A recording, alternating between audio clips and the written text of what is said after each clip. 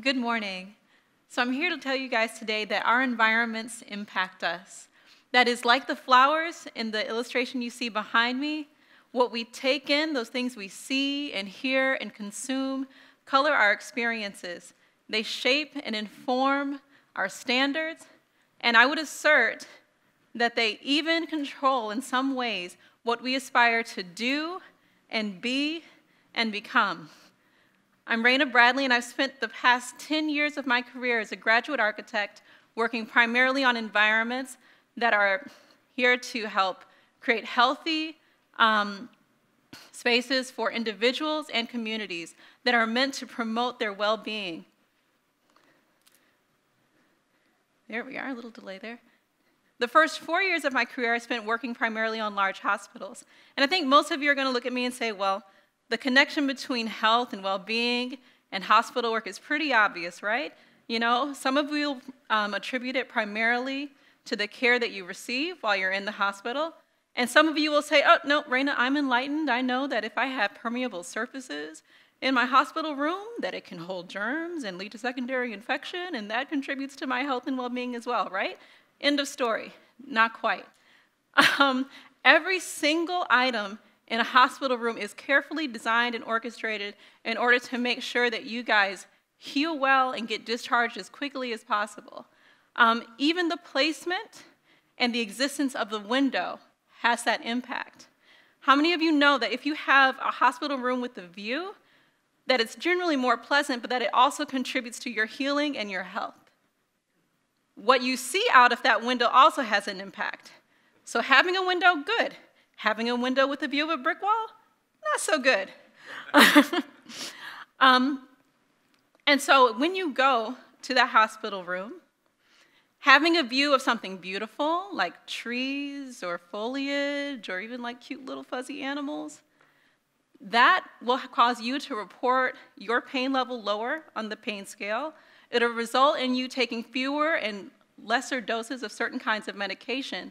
And oftentimes, it'll even result in you being discharged earlier because you'll have fewer complications post-op. So, be it your seat in a restaurant, where you sit at work, perhaps even where you sit on a bus if you can control that, always pick a room with a view and try to make sure that view is a good one. Example number 2, I'm going to pose to you as a question. All right? What do Disney World and casinos have in common? Oh, good. Good job, guys. Both of these institutions are masters at manipulating their design to get you to spend your money. We know that, right? They use carpet designs, layouts, and lighting patterns in order to draw you in and make you feel like you are having the time of your life while they drain your wallet, right? But again, you guys are an enlightened audience. These are things you probably know. And you might be looking at me and saying, well, Rena, I'm enlightened, I'm smart, I'm aware. My sister's here, she's smart. And so these things don't impact me because I'm aware that they're happening. So I just want to take a quick informal survey. How many of us know that grocery stores place the bread and the milk on opposite ends of the store? You know that. How many of us know why they do that? And so you meander through the store and pick up that bag of Doritos or kale chips, depending on who you are. And then the ultimate trap lies in wait when you get to the register, right? You have that protein bar, that Cliff bar, for me, that Three Musketeers that's waiting for you and calling your name before you check out. We all know that happens, right? Show of hands, who knows that happens? Now tell me this. How many of us, enlightened folks, knowing that happens, on occasion at least, when you get there, buy them anyway? You do it anyway, even when you're aware of it. You know what's coming and we still fall for it. And so what I'm suggesting, I feel like some people are looking at me, or someone is on the other side of YouTube right now saying, man, I knew it, there's mind control in our buildings, I told you, dude. And I'm not quite suggesting that there's mind control because we're not robotic, right? We don't buy these things every single time, but there is a nudge there. And in that case, the nudge is pretty small and it's innocuous.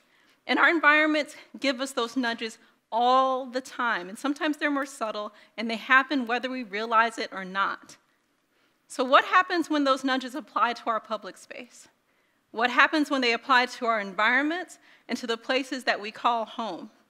I have this slide up, and as a Michigan native, I think I'm going to receive some flack for one of the pictures on this during March Madness from some of my friends and colleagues. But the point of this is to point out that a lot of us have an inordinate attachment to the places we're from, be that where we grow up, where we were born, or where we went to school. All right, where are you from is one of the first questions people ask when they meet someone. And frankly, let's all be honest, we judge people based on that answer. But what I think a lot of us don't realize is that many of us have already internally judged ourselves and our own capacity based on that answer. Where are you from? And what does that mean? In The Tipping Point, Malcolm Gladwell introduced a lot of us to the broken windows theory. That idea that small crimes like broken windows or trash on the streets creates an environment that can communicate crime is acceptable here, right? In the neighborhood that I live and work in, when we decided we wanted to change and revamp our community, we started with picking up trash and prayer because we're faith-based. And within the span of 3 years, praying, picking up trash, from 2013 through 2015, we saw the crime rate in our neighborhood decline nearly 50%. And that number continues to decline today. It's down to nearly 60% now by the end of 2017. Now, I'm not suggesting that crime solely stopped because we picked up some trash. But what I am suggesting is that that happened in part because someone was able to look at that trash on the street and see it as more than just another problem. They saw it as an opportunity to galvanize our neighbors and to spark a resurgence of community pride and belonging and ownership. And they used that opportunity to raise the collective expectations of our neighborhood and basically to see that as an opportunity to see and seize the opportunity present in that problem, right? And that's exactly what design is. No one rises to lowered expectations, my friends. Design is essentially reframing problems as opportunities. Now, in this slide, I have IDEO's explanation of design, the 4 phases: inspiration, ideation, implementation, investigation. Don't worry, I'm not going to get into the jargon of what exactly all of that means. But you need to know 2 things. 1, design is forming an idea in response to a set of inputs. Be those inputs negative or positive? What are your assets? What are your resources? Who are the people around you? What are the challenges that you need to solve? And once you implement that design that you're so passionate about, it's taking a willingness to step back and look at what you have accomplished. And I don't just mean the object or the thing or the product or the program that you produced, but what are the short and long-term implications that it had on the people who encounter it. Good designers know how to produce really pretty objects that shine. Great designers know how to produce projects that inspire people to. So I thought you guys might want to see what that can look like. So what I'm going to do is walk you through some projects that I was a part of. And I do want to take this time to acknowledge that I didn't complete any of these things all by myself. I have amazing friends and wonderful people that I work with, and they've all contributed to these in large ways. But I'm going to walk you through and show you some of the inputs we had in each of these projects, talk about the ideas that came out of those inputs, and then finally talk about the ripple effects that each of these projects had on the people who either encountered them or were engaged within their processes. So project number 1 is in my hometown of Detroit, Michigan. We had 3 lovely vacant and or blighted buildings on a commercial corridor. I had a lot of friends in design who had extra time on their hands and wanted to contribute it to a community. Also want to make a point, there's a lot of latent talent of people who just want to contribute and help out. Be willing to ask, find them, seek them out, seek their expertise. And 3, we had community residents who had these awesome, awesome visions for what their community could be. They told us that they wanted to be a great place for families, for kids to play, that they wanted it to feel tranquil and peaceful and inviting. And we had a limited budget and a limited amount of time, maybe about 6 weeks, to pull something off.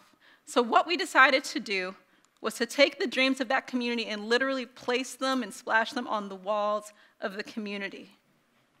We had 2 awesome artists, one of whom asked all his friends to submit pictures of their kids, and he painted them larger than life size and installed them in the windows of one of those vacant buildings. One of our artists latched onto that notion of creativity, and she helped paint that mural that's on the right side, the red one. The second mural actually popped up within another few months because our funder decided it was such a great idea that he wanted 2 of them. And then down there, the third picture, I nearly forgot to mention, we had a moped shop that we had to befriend in making this project because our buildings didn't have electricity and didn't have water. The moped shop did. So when we asked them for help, they said, sure, no problem, but can you help us out and make us something too? I said, sure, what do you need? Well, we need a bike rack. No, I think we need a planter. No, I think we need a bench. So down there in that bottom right corner is the bike rack, bench, planter that we sat in front of the moped shop. So the first ripple here was that second mural. Then we got funded to install some planting as well. One thing I didn't tell you about one of our awesome artists was that she was a triple amputee. She had 1 arm. Can you imagine the boost in confidence a person can have completing a 1,200 square foot mural with 1 arm and the help of several dedicated volunteers? Furthermore, after completing that project, one of the volunteers who helped install that mural was in a car accident and lost much of the use of her legs.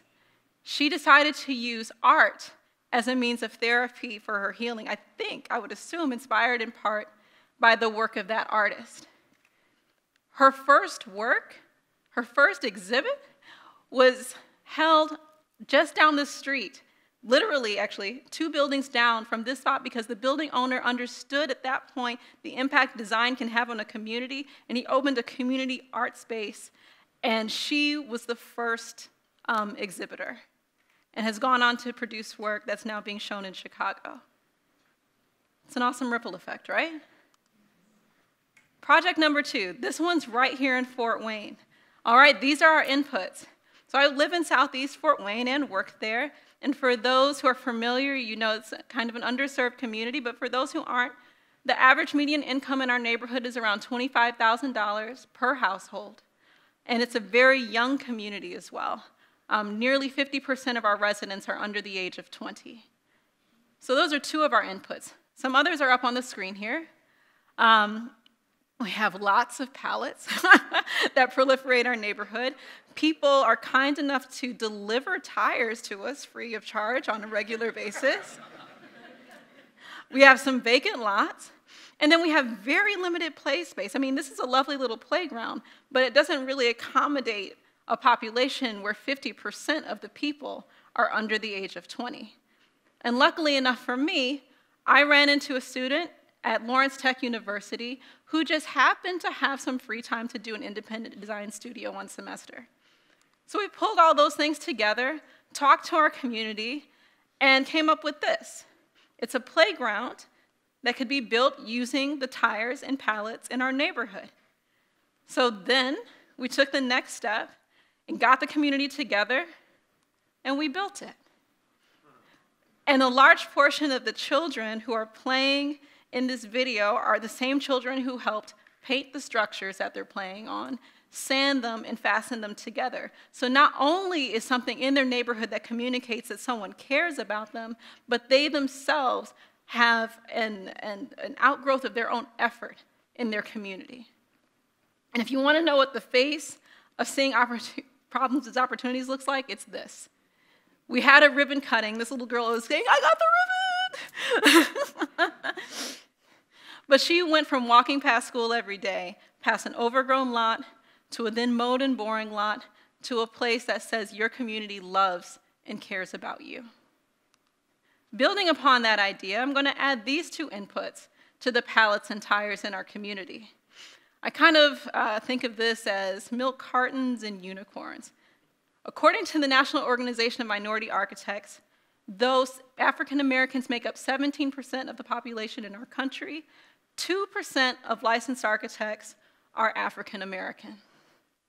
Furthermore, 0.3% of licensed architects are African American women.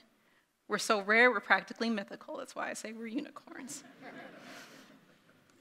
So, I decided that it was pretty cool we did something where we built and designed with the community, but what if we did something that was built and designed by our community members, and specifically by our teens, so that we can help them to catch that bug, to realize that they can use their creativity to impact their neighborhood.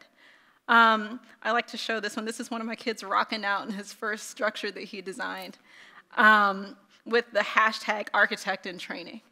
Color me proud, right? So over the course of 5 weeks, we exposed them to the design process, and this is what they came up with. A cool kind of parklet with an undulating wall and deck and trellis for concerts or, just casual eating to create a calm space in our neighborhood. And by the end of that 5 weeks, they also built a full-scale working prototype of the deck that they plan to have in there. And I do want to announce for the first time publicly today that these kids three of them went before the Fort Wayne Board of Zoning Appeals this past Thursday and testified and got this project approved to build.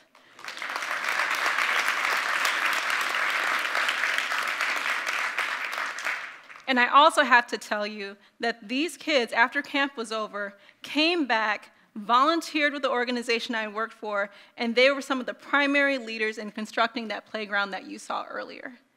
That is leadership being grown and cultivated in our community. So finally, for those of you who are looking at me and saying, well, Rena, you can do that. You're an architect. You can design. I just wanted to remind you that design can be something as small as pulling people together and getting trash off your streets. It's just seeing your problems as opportunities to do better.